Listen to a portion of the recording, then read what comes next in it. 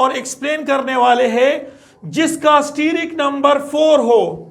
अगर steric number 4 है तो ये याद रखिए यहां पर sp3 हाइब्रिडाइजेशन पाया जाता है, और जब यहां पर sp3 हाइब्रिडाइजेशन है तो इसका जो ज्योमेट्री होगी वो आपके पास टेट्राहेड्रल होता है, टेट्राहेड्रल। तो मैं वन बाय वन इसको एक्सप्लेन करता हूं। सबसे पहले मैं इसी कॉलम में ये मीथेन को लेता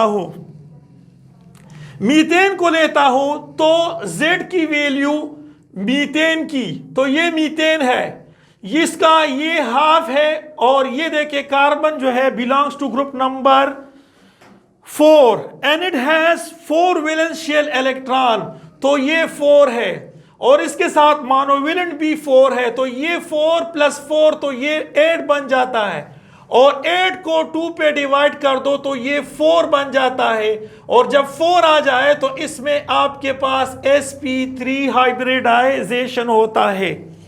अब आपके पास लोन पेयर इलेक्ट्रॉन को आपने देखना है कि लोन पेयर इलेक्ट्रॉन है, तो आप हाइब्रिडाइजेशन यानी Z वैल्यू से नंबर ऑफ बॉन्डेड, ये देखिए बॉन्डेड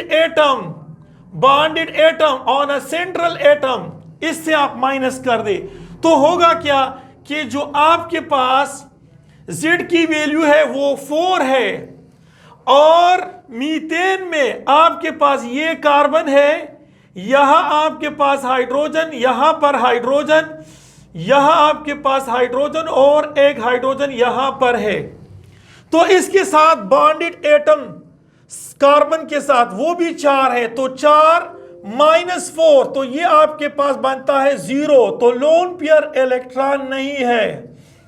अब इसकी जो ज्योमेट्री है यानी जो आपके पास मीथेन है, तो ये याद रखिए मीथेन की ज्योमेट्री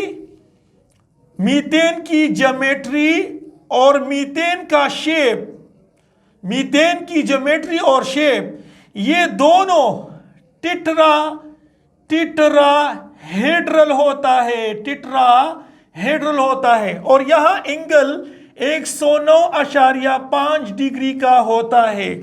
देखिए मैंने कहा कि ज्योमेट्री जो है वो लोन पेयर और बॉन्ड पेयर पे डिपेंड, जब लोन पेयर ना हो तो शेप और ज्योमेट्री में कोई फर्क नहीं होता है। तो methane is a molecule which will have same geometry and same shape called tetrahedral geometry or tetrahedral shape, क्योंकि यहां कोई लोन पेयर इलेक्ट्रॉन मौजूद नहीं है। अब यही सिचुएशन आपके पास इस अमोनियम आयन में भी मिलेगा, ये इस आयन में भी मिलता है और फास्फेट आयन में भी मिलता है।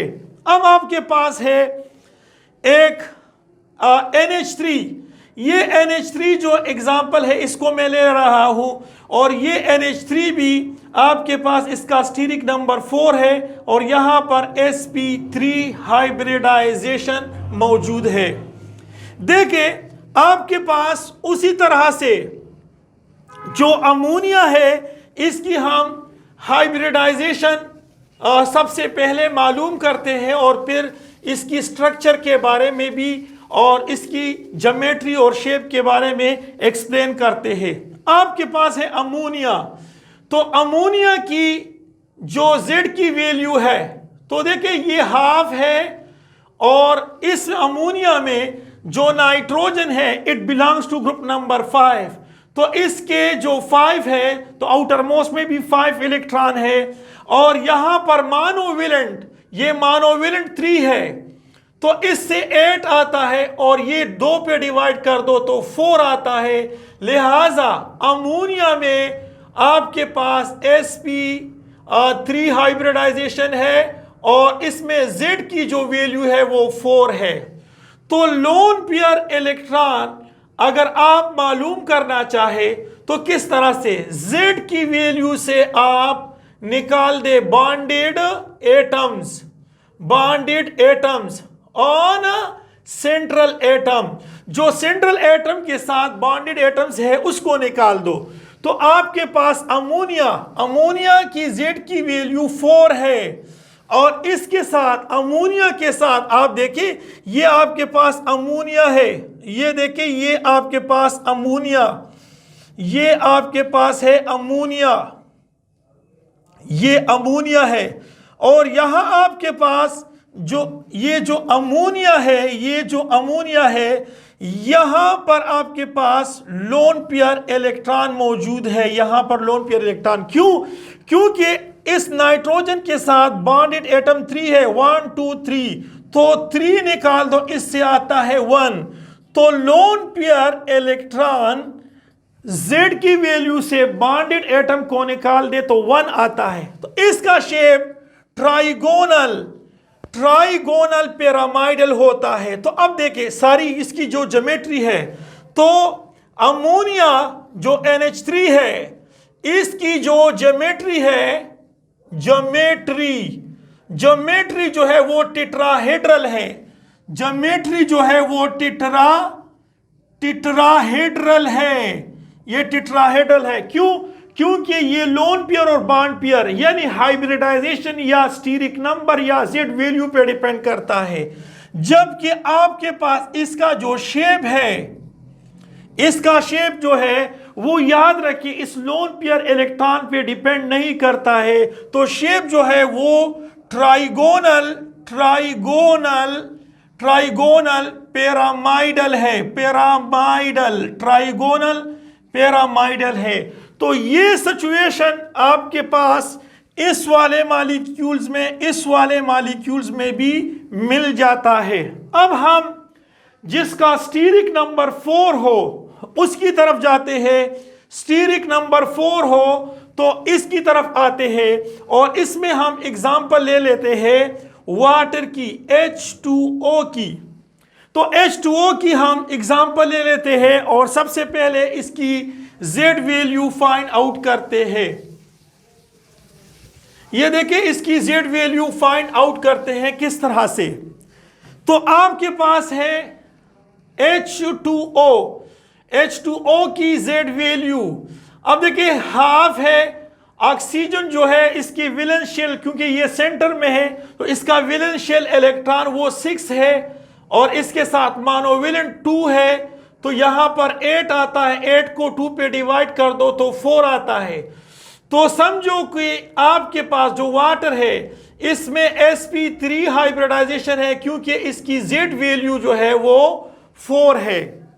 अब हम जाते हैं और लोन पेयर इलेक्ट्रॉन को पढ़ते हैं कि Z वैल्यू से आप माइनस कर दो bonded atoms with a central atom।